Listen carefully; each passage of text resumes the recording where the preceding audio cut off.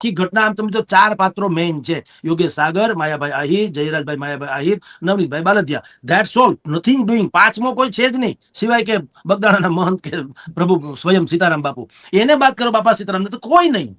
એટલે આને જે સમાજના નામે લઈને જેટલા લોકો નીકળ્યા હતા એ હવે તો જુઓ ડખે ચડી ગયા.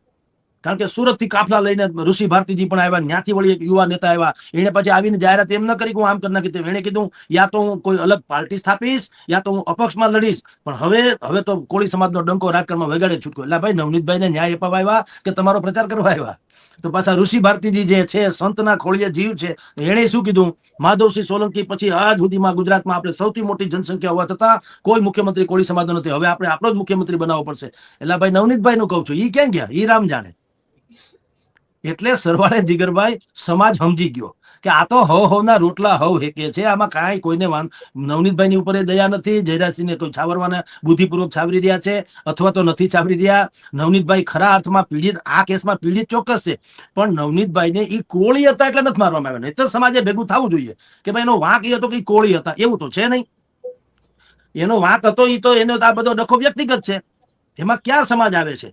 એટલે હવે સમાજ સ્વયં, કોળી સમાજ સ્વયં સમજી ગયો છે. થોડુંક ઓલા ફટકડી નાખો પાણી કેમ કચરો હેઠે બેસી જાય, એમાં ઉભરો સમી ગયો શરૂઆતનો. હવે બધાને ખ્યાલ આવવા માંડ્યો. સોશિયલ મીડિયા તો ભગવાનની દયા છે, દરેક માણસ પત્રકાર છે. તમે ને હું વિશ્લેષણ કરીએ શું, તમે જુઓ સોશિયલ મીડિયામાં જે લોકો બહુ વ્યસ્ત છે ને જુઓ આ કેસમાં દરેક લોકો એટલા બુદ્ધિપૂર્વકના પ્રશ્નો પૂછે છે કે તમને એમ સલામ મારવાનું મન થાય. એક પ્રશ્ન મને નવનીતભાઈ નો જે છે ને એ સલામ મારો, નવનીતભાઈને સલામ મારવાનું મન થાય. એક પત્રકારે એને પૂછ્યું કે તમે કહો છો કે તપાસ નથી થતી ને આમને તેમ, એસઆઈટી નિમાઈ ગઈ છે, તપાસ તો ચાલુ છે, થોડોક સમય તો આપવો જોઈએ ને. નવનીતભાઈએ સરસ વાત કરી. એને એમ કીધું કે તમે કલ્પના કરો 4 લોકો જે આત્મવિલોપન કરવાના હતા એમાંથી 2 લોકોને, આમ તો 7 જણ હતા, એમાંના અમુક લોકોને પોલીસે આગલે દાડે પકડી લીધા અને બીજા જે આ માથે જ્વલનશીલ પદાર્થ છાંટે પ્રવાહી એ પેલા પકડી લીધા. તો પોલીસ આટલી એલર્ટ છે કે આગલા દાડે પણ એ લોકો જો આ સંભવિત આત્મઘાતીઓને પકડી લેતી હોય તો આ કેસમાં હું કહું છું ને કેમ પકડી નથી લેતા? એટલે બિલકુલ વાત સાચી. એટલે કહું નવનીતભાઈ ને એમાં એનો તર્ક ગજબ છે.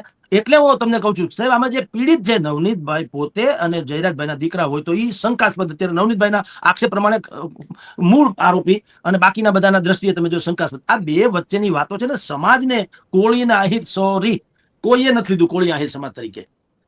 જેને કોળીના નામે કે આહિર, જો કે આહિર સમાજ તો આમાં ક્યાંય મેદાને હજી સુધી આમ જુઓ એકાદ બે ઓડિયો વિડીયો સોશિયલ મીડિયામાં જે લોકો વાયરલ કરીને વાત કરો તો એઝ એ કાસ્ટ, એક સામાજિક સંગઠન તરીકે આહિર સમાજ ક્યાંય આવ્યો નથી.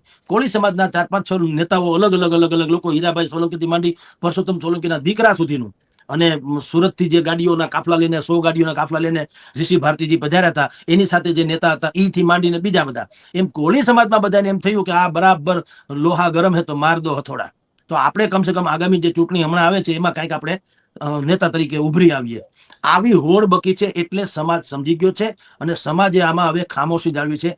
બધી વાતો આવ્યા કરે છે, જેમ આત્મવિલોપનની વાત આવી હતી એ ટાળવામાં આવી. હજી કે છે કે અમુક દિવસ પછી બધા સામૂહિક રાજીનામા આપી દેશું વગેરે વગેરે, એ બધી વાતો આવી, પણ હજી બીજું કઈ થયું નથી. કારણ કે સમાજને હવે એમ લાગે છે કે આ આખી ઘટના, મૂળ એનું ઘટનાનું જે છે ત્યાં એને બદલે હવે પોલિટિકલ અને સોશિયલ એટલે સામાજિક વધુ થઈ ગયું છે અને એમાં કેટલાક લોકો એનો ગેરલાભ અથવા તો વિશેષ લાભ લઈ રહ્યા છે. એટલે એ બધાએ હવે ખામોશી જાળવી છે અને મને લાગે ત્યાં સુધી આ આખા પ્રકરણનો ઈલાજ માત્ર ટાઈમ પાસ છે. સમય થોડોક વીતી જશે, ત્યાં બીજી કોઈ ઘટના મોટી બનશે, એમાં બધા પોરવાઈ જશે. જી એક છેલ્લો સવાલ છે, સમયની મર્યાદા છે પણ કારણ કે આ પૂછવો જરૂરી છે.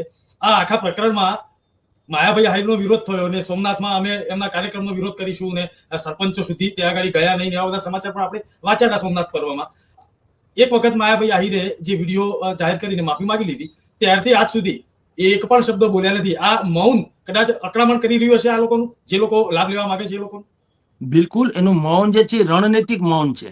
આહિર સમાજ, માયાભાઈ, જયરાજભાઈ કે આખો આહિર સમાજ, એના નેતાઓ અમરીશ ડેર થી માંડીને બધાય તમે જુઓ બુદ્ધિપૂર્વક, નહીં તો જો કોળી સમાજ બોલતા હોય તો આ બોલી તો શકે ને, કોઈએ બોલ્યા નથી. ભાઈ કાયદો કાયદાનું કામ કરશે, અર્થાત જેને જે થવું થાય, પણ ન બોલામાં 9 ગુણ સમજીને લોકો બેઠા છે. એ લોકો સામે લોકોએ ગમે એટલું ઉશ્કેરાટ કરવાની કોશિશ કરી કોળી સમાજના નેતાઓએ, કોળી સમાજે નહીં. સમાજ મેં કીધું ને